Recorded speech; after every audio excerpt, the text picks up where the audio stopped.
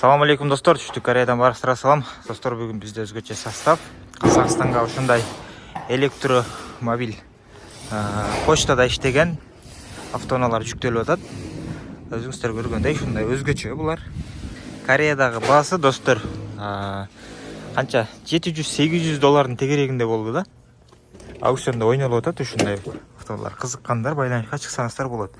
Артында ушундай кичинекей чакан местасы бар. Жаап коесуздар. Электромобиль булар, достор. Бул жактан зарядтайсыздар дегендей.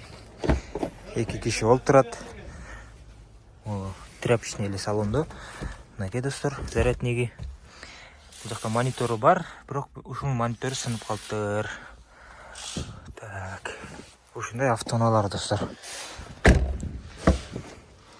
Мынакей электропакет. 2019-жылкы ушундай. Кызыккандар байланышка чыксаңыздар болот. Достор, сиздерге дагы аукциондон алып берсек болот ойноп. Азыр бул жерде дөңгөлөгү чечилгендер. Так, мындайдан азыр 11 штук бар. Тетиги жерде бирөө турат. Айдап көрсөтөйүн десем, тетиякта бирөө турат. Калгандары жүктөлгөн окшойт.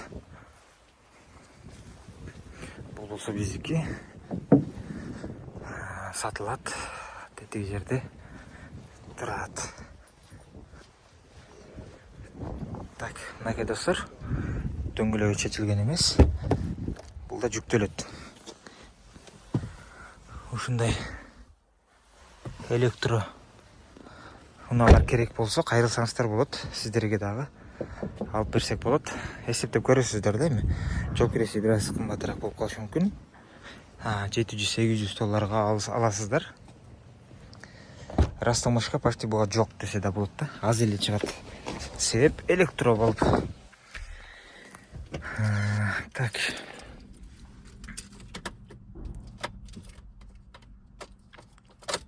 Аккумулятор олтуруп калыптыр. Мынакей достор, бул жерде ушу кондерди иштетип дегендей. Айдасаңыздар болот.